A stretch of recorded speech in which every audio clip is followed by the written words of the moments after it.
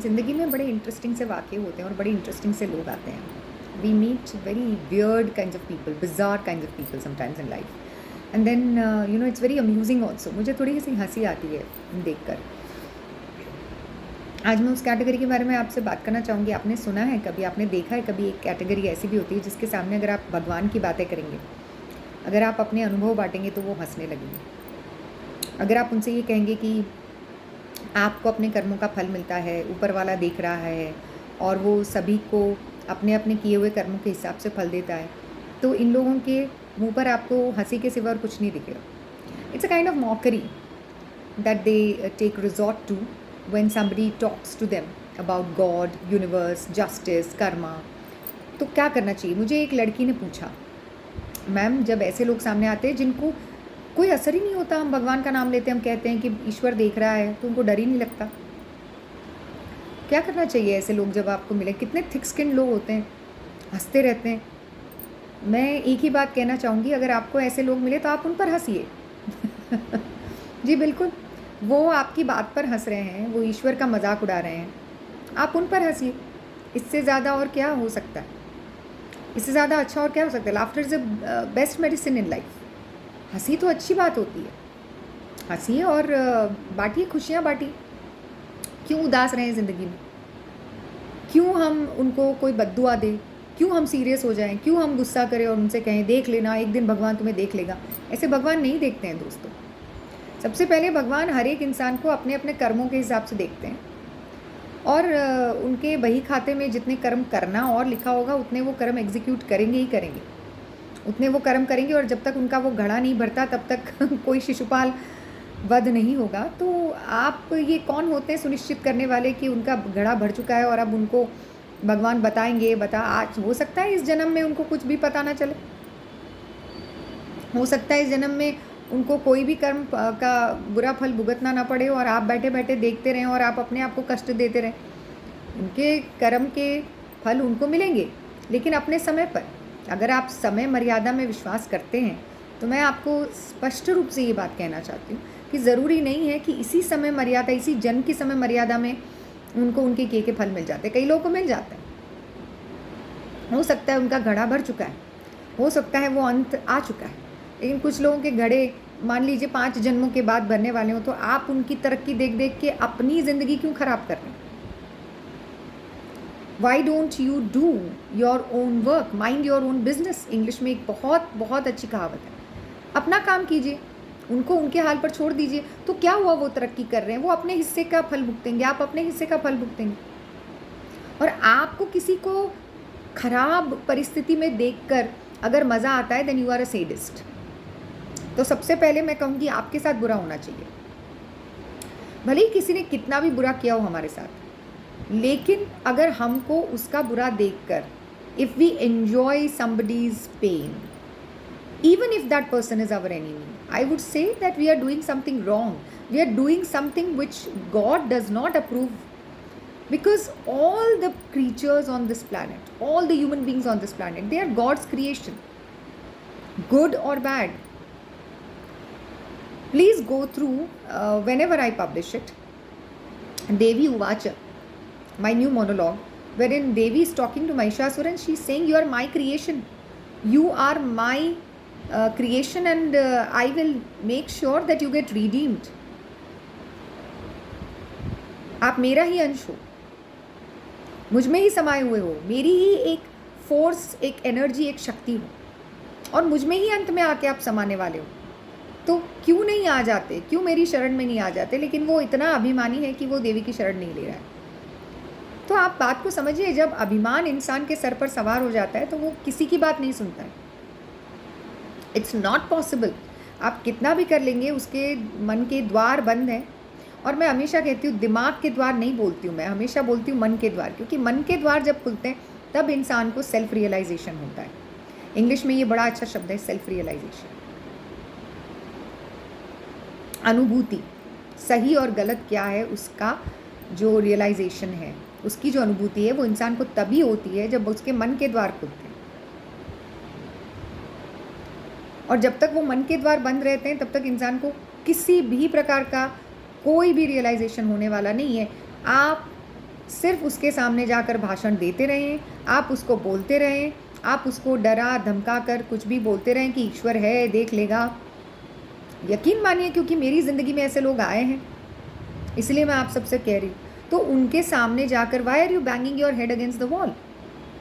जब किसी को असर ही नहीं हो रही है, जब आपकी बात का कोई प्रभाव उस पर पड़ने वाला ही नहीं है, और आपको ऐसे लोग मिल चुके हैं और आप अच्छी तरह जान चुके हैं, भली बात ही जान चुके हैं,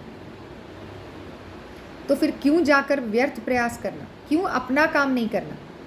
मैंने कंस्ट्रक्टिव वे में लिया, मुझे खराब अनुभव हुए, मुझे बुरे लोग मिले, मैं बस एक ही कार्य करे जा रही हूँ, और वो एक ही कार्य है कि दूसरे लोगों से अपने अनुभव साझा करना, ताकि अगर वैसे ही लोग उनकी ज़िंदगी में आ रहे हैं तो वो बच के रहें। जो थोड़ी बहुत मदद उन्हें इन वीडियोस से मिलती है, तो परमार्थ का कार्य क्यों नहीं करते आप? अगर आपको किसी गधे ने लात मारी है तो जाकर पूरी दुनिया को सुना सुना सुना सुना आप करें कि मुझे इस गधे ने लात मारी, अब मैं इस गधे को दिखाऊंगा, इस गधे को दिखाऊंगा। ऐसे नहीं दिखाते हैं। दिखाने का एक तरीका होता है। आप अपने कर्म को ऐसा मजबूत कीजिए, अपने कर्मों से दिखाइए कि देखिए मैंने ये सक्सेस हासिल की, मेरे परिश्रम से, मेरे हार्डवर्क से। I have achieved this success. Show your enemies your success and you defeat them. There is no need to go and tell them anything about God. There is no need to tell them anything about goodness. There is no need to tell them anything about values, because they are not one of those who will understand, because their doors are closed. So when you come across the people whose doors are closed, you better not go and bang against the door and try to open it. They are not going to do that. दूसरा ये भी होता है कि किन लोगों से आप घिरे हुए हैं। A man is known from his company. जिस तरह के लोग आपके आसपास रहेंगे, उसी तरह के लोग आपके दिमाग में भी घुसे पड़े रहेंगे, तो फिर आपका दिमाग चलना बंद हो जाता है। दिल के द्वार तो आप कब से बंद कर चुके होते हैं। ऐसे बुरे लोग दिल पर असर नहीं करते, वो दिमाग पर असर करते हैं। माइंड यू, जब आपके मस्तिष्क को इतने बुरी तरह से इन्फ्लुएंस किया जा सकता है तो क्यों ना करें। तो बच के रहें ऐसे लोगों से जो आपको गलत रास्ते पर ले जा रहे हैं। आप अपने मन के द्वार खोलिए, क्योंकि मन में ईश्वर बसता है। मैं हमेशा कहती हूँ, मन में ईश्वर बसता है, दिमाग में शैतान का वास होता है, क्योंकि दिमाग हमेशा मटेरियल चीज़ों के पीछे दौड़ता है। नेम, फेम, मनी, पैसा, कंफर्ट, यही सारी चीज़ें चाहिए होती हैं। लेकिन सर्वधर्मान परित्यज्य मामेकम शरणम व्रज अहम त्वाम सर्व पापेभ्यो मोक्षयिष्यामि मा शुचा। ये तो हमें याद आता नहीं है कि भगवान श्री कृष्ण ने कहा है कि सारे धर्म का परित्याग करके मेरी शरण में आ जाओ। ये तभी याद आता है जब अंत समय आता है, और अंत ही आरंभ है। तो मृत्यु को कभी भी आप अंत ना समझें, हमेशा उसे एक खूबसूरत शुरुआत समझें। अपने जीवन में उस सेल्फ रियलाइजेशन की कि अरे मैंने कितना पाप किया है। मरते हुए आदमी कभी झूठ नहीं बोलते, ये कहावत है, और मैं मानती हूँ इस बात में, क्योंकि भगवान उसको वो दिखाता है, ईश्वर उसको वो दिखाता है कि देखो तुम बहुत बड़े राजा थे इस दुनिया के, but see now where are you. Right now you are lying on the floor, nobody is there beside you, nobody is going to come along with you, तुम्हें अकेले ही आना है।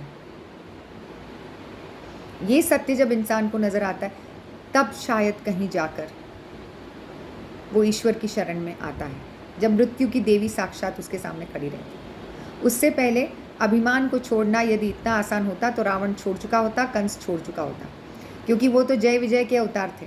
आप थोड़ा साहित्य पढ़ लिया कीजिए, और आपको पता चलेगा कि हिंदू साहित्य कितना रिच है, उसमें हमें कितना कुछ जानने के लिए मिलता है। हमारे ग्रंथों में कहा है कि जय विजय जो 2 द्वारपाल थे भगवान श्री हरि विष्णु के, तो उनको ऋषि ने शाप दिया, और शाप वश होकर उनको राक्षस बनकर पृथ्वी लोक पर आना पड़ा, और वे शीघ्र बैकुंठ लौटना चाहते थे, इसीलिए राक्षस बने। क्योंकि दुश्मनी मोल लेकर आप जल्दी मरोगे और जल्दी जाओगे, लेकिन सत्कर्म करोगे तो बरसों बरसों लग जाएंगे।